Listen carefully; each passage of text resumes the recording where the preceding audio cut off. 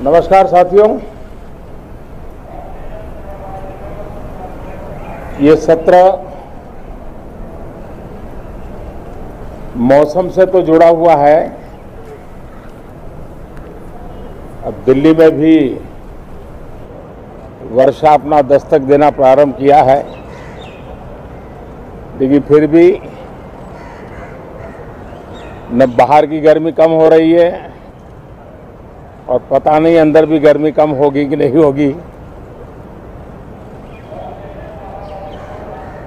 ये कालखंड एक प्रकार से बहुत महत्वपूर्ण है। ये आजादी के अमृत महोत्सव का कालखंड है। 15 अगस्त का विशेष महत्व है और आने वाले 25 साल के लिए देश जब शताब्दी मनाएगा तो हमारी 25 साल की यात्रा कैसी रहे, हम कितनी तेज गति से चले, कितनी नई ऊंचाइयों को पार करें, इसके संकल्प लेने का एक कालखंड है। और उन संकल्पों के प्रति समर्पित होकर के देश को दिशा देना, सदन देश का नेतृत्व करे, सदन के सभी माननीय सदस्य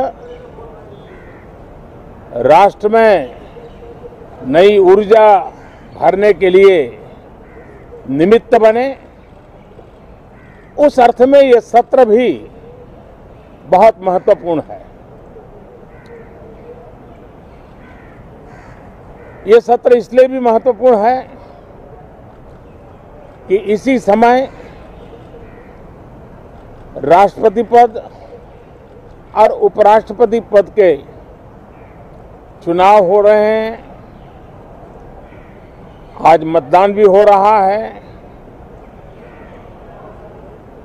और इसी कालखंड में देश को नए राष्ट्रपति, नए उपराष्ट्रपति, उनका मार्गदर्शन प्रारंभ होगा।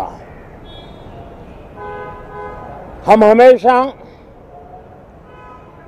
सदन को संवाद का एक सक्षम माध्यम मानते हैं, तीर्थ क्षेत्र मानते हैं, जहां खुले मन से संवाद हो, जरूरत पड़े तो वाद विवाद हो, आलोचना भी हो, बहुत उत्तम प्रकार का एनालिसिस करके चीजों का बारीकियों से विश्लेषण हो,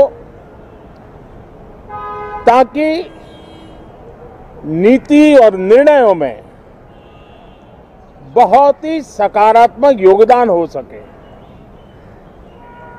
मैं सभी आदरणीय सांसदों से यही आग्रह करूंगा कि गहन चिंतन, गहन चर्चा, उत्तम चर्चा और सदन को हम जितना ज्यादा प्रोडक्टिव बना सके,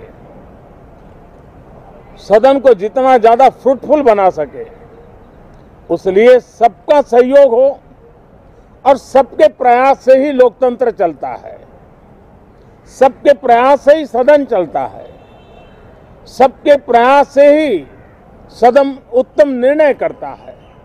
और इसलिए सदन की गरिमा बढ़ाने के लिए भी हम सब अपने कर्तव्यों का निर्वाह करते हुए इस सत्र का राष्ट्रहित में सर्वाधिक उपयोग करें और हर पल याद रखें कि आजादी के लिए जिन्होंने